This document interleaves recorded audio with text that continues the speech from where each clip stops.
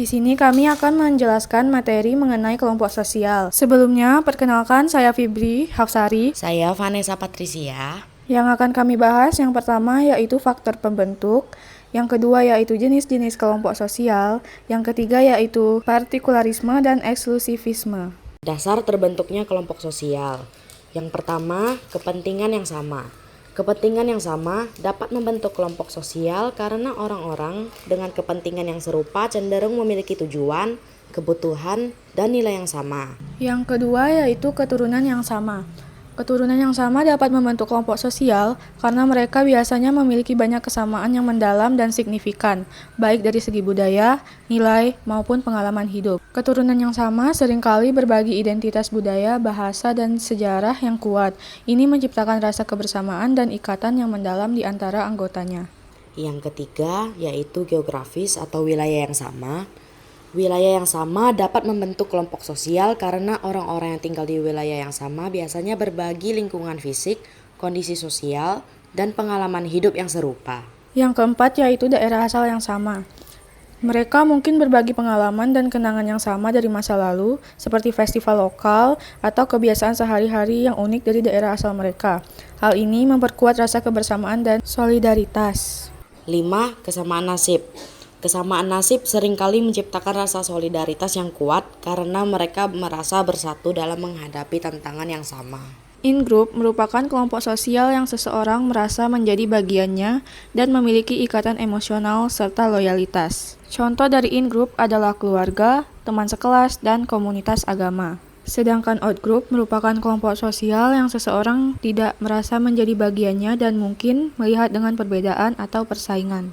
Contoh dari out-group adalah kelompok rival di sekolah, pendukung klub sepak bola, dan kelompok politik berbeda. Jenis kelompok yang selanjutnya yaitu kelompok primer. Kelompok primer memiliki hubungan yang erat, personal, dan berlangsung dalam jangka waktu yang lama. Interaksi dalam kelompok ini bersifat emosional dan intim. Contohnya adalah keluarga. Lalu kelompok sosial sekunder, yaitu kelompok sosial yang anggotanya memiliki hubungan yang lebih formal dan biasanya terbentuk untuk mencapai tujuan tertentu. Contohnya adalah kelompok proyek di sekolah. Jenis kelompok sosial yang selanjutnya yaitu formal dan informal. Kelompok formal yaitu kelompok yang dibentuk secara resmi dengan struktur organisasi, aturan, dan tujuan yang jelas. Contohnya adalah perusahaan atau lembaga pemerintah. Kelompok informal merupakan kelompok yang terbentuk secara alami tanpa struktur organisasi resmi, biasanya berdasarkan pertemanan atau minat bersama. Contohnya adalah kelompok teman atau komunitas hobi. Kelompok informal memiliki dua bentuk, yaitu klik dan subklik. Klik adalah kelompok informal kecil yang anggotanya memiliki hubungan sangat dekat dan seringkali eksklusif. Mereka biasanya memiliki minat, pandangan, atau gaya hidup yang sama. Contohnya adalah sekelompok teman dekat di sekolah. Subklik merupakan subkelompok yang lebih kecil dari sebuah klik, terdiri dari beberapa anggota klik yang memiliki kedekatan atau minat yang lebih spesifik. Contohnya adalah 2 atau 3 anggota dari kelompok besar teman. Selanjutnya adalah kelompok persahabatan, yaitu kelompok yang dibentuk berdasarkan hubungan emosional yang saling dukung antar anggotanya. Lalu ada paguyuban. Paguyuban adalah kelompok sosial yang didasarkan pada hubungan personal dan emosional yang kuat serta rasa kekeluargaan. Contohnya adalah keluarga atau komunitas lokal yang sangat erat. Dan patembayan adalah kelompok sosial yang dibentuk berdasarkan kepentingan dan tujuan bersama, bersifat lebih formal dan fungsional dibandingkan paguyuban.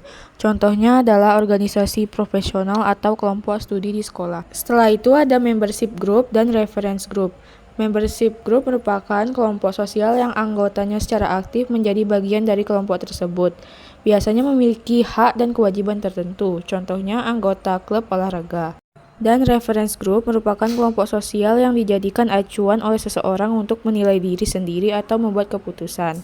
Contohnya adalah selebriti atau kelompok profesional tertentu. Selanjutnya, kelompok sosial okupasional dan volunteer.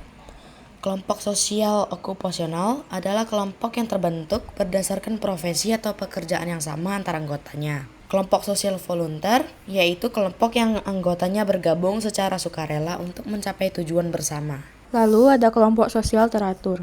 Kelompok ini memiliki struktur, aturan, dan sistem organisasi yang jelas, sehingga interaksi dan kegiatan anggotanya diatur dengan baik.